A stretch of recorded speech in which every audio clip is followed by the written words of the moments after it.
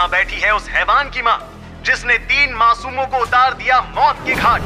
हाँ, इसी औरत ने जन्म दिया है अमरजीत नाम के हैवान को। मेरा छोटा सा मासूम सा बच्चा कब एक शैतान बन गया मुझे पता ही नहीं चला। टीवी के हर न्यूज चैनल पर बस यही सुनाई दे रहा था। बाहर के रिपोर्टर्स के मुंह से भी सिर्फ एक ही शब्द निकल रहा था मेरे अमरजीत के लिए। मेरा बस चलता तो सारे रिपोर्टर्स से उनका कैमरा और माइक छीनकर अपने बच्चे को हर बुरी नजर से बचा लेती। लेकिन तभी मेरे सामने बैठे इंस्पेक्टर ने मुझे देखते हुए कहा, कैसा शैतान पैदा किया है तुम लोगों ने। 3 मासूमों की जान लेने की कहानी कितने गर्व से बता रहा है, और बेशर्मी तो देखो इसकी, हम पर हंस रहा है। इंस्पेक्टर की बात सुनकर मैं मन ही मन सोचने लगी कि जब पैदा हुआ था तब तो ये हम सबका नन्हा राजकुमार था, लेकिन कब मेरा नन्हा राजकुमार एक शैतान बन गया मुझे पता ही नहीं चला। इसका पेट बढ़ने की जद्दोजहद में हमें इसे समझाने का वक्त ही नहीं मिल सका। किस सोच में पड़ गई? ये हमेशा से ऐसा ही था या अभी किसी ने कुछ कहा है इसे? कहीं ऐसा तो नहीं कि तुम लोगों ने ही मरवाया हो उन मासूम बच्चियों को? इंस्पेक्टर की ये बात बिजली की तरह मेरे दिमाग में कौंध गई। बलराम भी ये सुनकर बौखला से गए। नहीं साहब, हम क्यों मारेंगे उन्हें? ये बचपन से ही ऐसा है साहब। बचपन में जानवर मारता था और अब। इतना कहकर मेरे पति बलराम जोर जोर से रोने लगे। आज उनकी आंखों में अपनी बेटी को खोने का दर्द छलक उठा। लेकिन मुझे याद है जब पहली बार मैंने अमर को इस हरकत के लिए मारा था, उस वक्त बलराम ने ही मेरे हाथ रोक लिए। ये सोचते ही मेरी आंखों के आगे उस दिन का पूरा मंजर तैर गया। अरे क्यों मार रही हो बच्चे को? 3 साल का बच्चा है, ऐसे कोई मारता है इतने छोटे बच्चे को? जब इसका कारनामा सुनोगे तो आप भी इसे बच्चा नहीं कहेंगे। ये देखिए क्या किया है इस 3 साल के बच्चे ने। मैं बलराम को चूल्हे के पास ले गई जहाँ कुछ देर पहले मैं रोटियां सेक रही थी और अमर वहीं खेल रहा था। वहाँ का नजारा देख बलराम का मुंह खुला का खुला रह गया। ये क्या है? किसने किया ये? हटा इसे यहाँ से। छी जी। ये तो अपने लाडले से पूछिए क्यों किया इसने ऐसा। अमर ने? तुम बेकार बढ़ा रही हो बात को। बच्चा है, खेल समझ रहा होगा। छोड़ दो अब उसे और साफ करो ये सब। बलराम तो ये कहकर वहां से चले गए, लेकिन वो नजारा मेरे मन में हमेशा के लिए छप गया। मैं चूल्हे पर रोटियां सेक रही थी और अमर मेरे पास बैठा खेल रहा था। कितना प्यारा लग रहा था वो खेलता हुआ, एकदम मासूम। मेरी रोटियां बन चुकी थी। अपने बच्चे की मासूमियत को निहारती मैं चूल्हे के पास से उठ गई। कुछ देर बाद जब मैं दोबारा चूल्हे के पास पहुंची तो वहां का नजारा देखकर मेरे हाथ पांव फूल गए।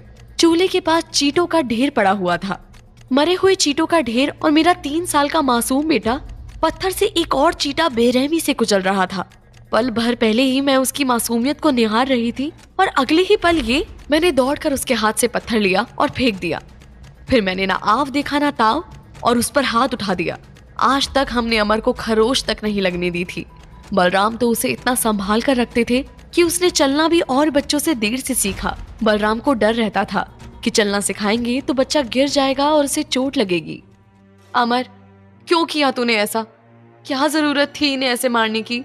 बलराम के जाने के बाद मैंने बड़े प्यार से अमर से पूछा, लेकिन अमर ने कोई जवाब नहीं दिया, सिर्फ हंसने लगा।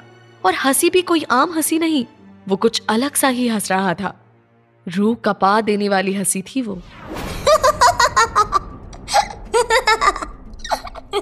एक 3 साल का बच्चा जिसे चीता देखकर डरकर अपनी माँ की आंचल में छुप जाना चाहिए था, वो बच्चा बेरहमी से उन्हें कुचलकर उनका ढेर बना रहा था और हंस रहा था।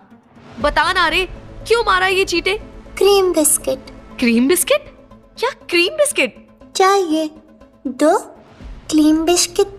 अपनी टूटी फूटी बोली में अमर क्रीम बिस्किट मांग रहा था। जितनी बार पूछो सिर्फ एक ही चीज, क्रीम बिस्किट। मैं भी पूछ पूछ कर हार गई और धीरे धीरे ये याद जहन से गायब हो गई। तू बताएगा क्यों किए तूने उन लड़कियों के खून?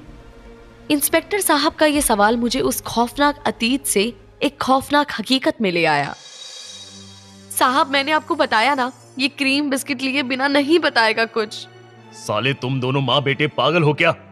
बेटा खून करके हंस रहा है और माँ की डिमांड है कि उसे क्रीम बिस्किट दे दिए जाए। वहां मौजूद हर शख्स मेरे ऐसा कहने पर हैरान था।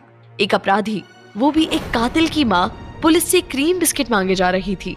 लेकिन सिर्फ मैं जानती थी कि वो बिना क्रीम बिस्किट के कुछ नहीं बोलेगा, जैसे मैं समझ चुकी थी। काश ऐसे ही पहले उसकी हैवानियत समझ गई होती तो आज मेरी बेटी मेरे पास होती। सर, ये कह रही है तो एक बार देखते हैं ना, शायद लौंडा कुछ बोल दे।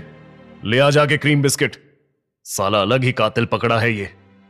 मेरे कानों में आसपास के लोगों की आवाजें तो जा रही थी, पर इस वक्त मेरा दिमाग अतीत की उन गलियों में घूम रहा था जहां अमर के हैवान बनने की शुरुआत हो चुकी थी। लेकिन फिर भी माँ का दिल तो माँ का दिल था।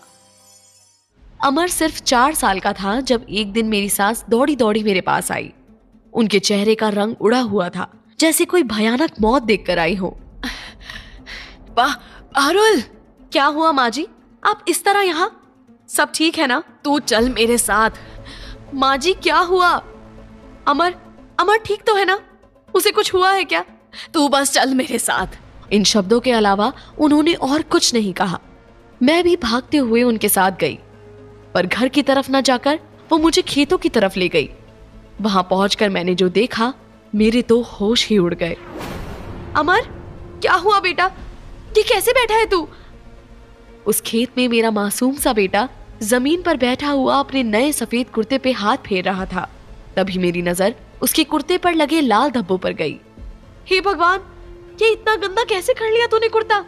सिर्फ गंदा नहीं किया, ये खून के धब्बे हैं, देख जरा ध्यान से। उनकी बात सुनकर मेरा मन बहुत घबरा गया। मेरे बच्चे के शरीर पर खून के धब्बे कैसे लगे इस कुर्ते पर? कहीं चोट आई है कैसे? इधर आ बेटा, आ मेरे पास। उसे कोई चोट नहीं आई। अगर आई होती तो मैं तुझे अस्पताल से फोन करके बुलाती ना, इसे यहाँ अकेला छोड़कर आती क्या? फिर ये किसका खून है? ये तो तेरा बेटा ही बताएगा। पिछले 2 घंटे से पूछ रही हूँ इसे, लेकिन मजाल है जो ये मुंह खोले। पता नहीं कैसा लड़का है तेरा, क्या खाकर पैदा किया था तूने इसे? मेरी सास की बातें मेरे कानों तक तो पहुंच रही थी, लेकिन मेरे मन में बस एक घबराहट चल रही थी कि कैसे ये खून आया उसके कुर्ते पे। अमर बेटा, क्या हुआ? तेरे कुर्ते पर ये खून के दाग कैसे आए? कोई भी 4 साल का बच्चा ऐसे वक्त में अपनी माँ की छाती से सटकर रो सकता है या धीरे से उस घटना के बारे में बता सकता है, लेकिन मेरे बेटे का चेहरा देखकर तो मेरे शरीर में कपकपी सी दौड़ गई। मेरी बात सुनकर अमर के चेहरे पे कोई डर, कोई घबराहट नहीं, बल्कि एक रूह कपा देने वाली हंसी थी। ये देखो इस पागल को, सुबह से अपने बाप के दिए सफेद कुर्ते को संभाले घूम रहा है। जरा सा पानी गिर गया मुझसे तो मुंह फुलाए निकल गया घर से, और अब पूरे कुर्ते पे खून के दाग हो रहे हैं और ये महाराज हंस रहे हैं। अब इसे धो के सुखा, और इस बात को अपने पति से मत कहना, वरना 2 कुर्ते और नए लेके आएगा और तेरा ये राजा बेटा फिर गंदा कर देगा। हमें तो लगता है ये गोश्त की दुकान में गया होगा। वैसे भी उस दुकान वाले लड़के के साथ ही पूरा दिन घूमता रहता है, जरूर वहीं से लगवा के आया होगा। मेरी सास तो ताने मारकर वहां से चली गई, पर मेरे मन की घबराहट और बढ़ती चली गई। आखिर क्या हुआ है मेरे बेटे के साथ? अमर बेटा, मुझे बता ना, क्या हुआ है तेरे साथ? ये खून किसका है बेटा? मुझे क्रीम बिस्किट दोगी? अगर दोगी तो बताऊंगा। जिस तरह उसने क्रीम बिस्किट मुझसे मांगा, मेरा दिल ही पिघल गया। अमरजीत का मासूम चेहरा देख मेरे चेहरे पर भी मुस्कान फैल गई। वो तो वहां से बिस्किट मांगकर चला गया, लेकिन मैं कुछ देर वहीं बैठी रही।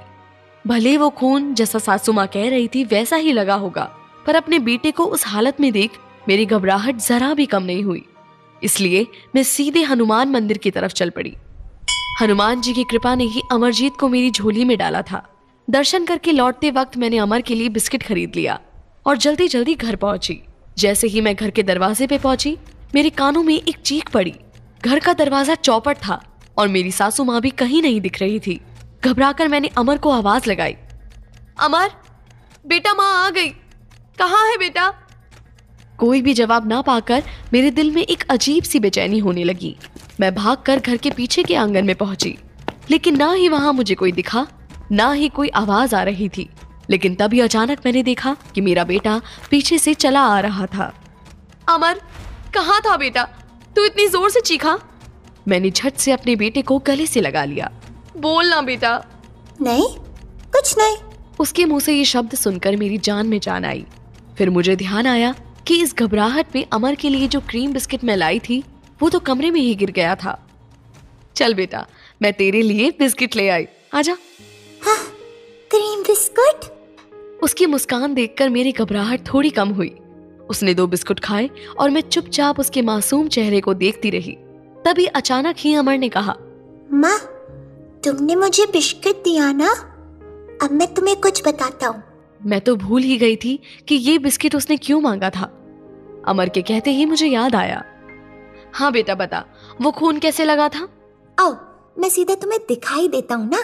इतना कहकर वो मेरा हाथ पकड़ के मुझे उसी आम के पेड़ के पीछे ले गया। पर जैसे ही वहां जाकर मैंने देखा, मेरा तो कलेजा मुंह को आ गया। एक काली बिल्ली वहां मरी पड़ी थी। उसका सिर बहुत ही बुरी तरह कुचला हुआ था। वो मंजर इतना खौफनाक था कि मैं उसे देख भी नहीं पा रही थी। मैं वहां से तुरंत हट गई। उसकी बदबू के मारे तो मेरा सिर ही चकरा गया। अपना सिर पकड़ते हुए मैं एक तरफ आ गई क्योंकि मुझे उल्टी सी होने लग गई। पर तभी अचानक से अमरजीत जोर जोर से हंसने लगा।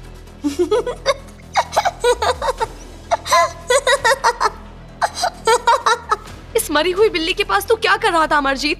इधर आ, उससे दूर हट। माँ, ये बिल्ली मरी हुई नहीं थी, मैंने ही इसे मारा है। उसकी बात सुनकर मुझे यकीन ही नहीं हुआ। एक छोटे से बच्चे ने एक बिल्ली को इतनी बेरहमी से मारा है। मुझे लगा अमरजीत मजाक कर रहा है। मैंने उससे फिर पूछा, बेटा सच बता, ये मरी हुई काली बिल्ली यहाँ कैसे आई? माँ, मैं झूठ नहीं बोल रहा। ये काली बिल्ली यहाँ घूम रही थी और मैंने इसे मार दिया। मैं बताऊं इसे कैसे मारा? उसकी ये बात सुनकर मुझे अपने कानों पर यकीन नहीं हुआ। मेरे 4 साल के छोटे से बेटे ने कैसी इतनी बड़ी और खौफनाक बिल्ली को मौत के घाट उतार दिया। इस खौफनाक दृश्य से भी ज्यादा खौफनाक थी उसकी हंसी, जिसे सुनकर मेरा कलेजा कांप उठा। एक बिल्ली का खून करने से लेकर कैसे बन गया मेरा बच्चा 3 लड़कियों का कातिल। उसके खौफनाक कत्लों की खूनी दास्तां जानने के लिए बने रहिए हमारे साथ और सुनिए इस कहानी का अगला एपिसोड।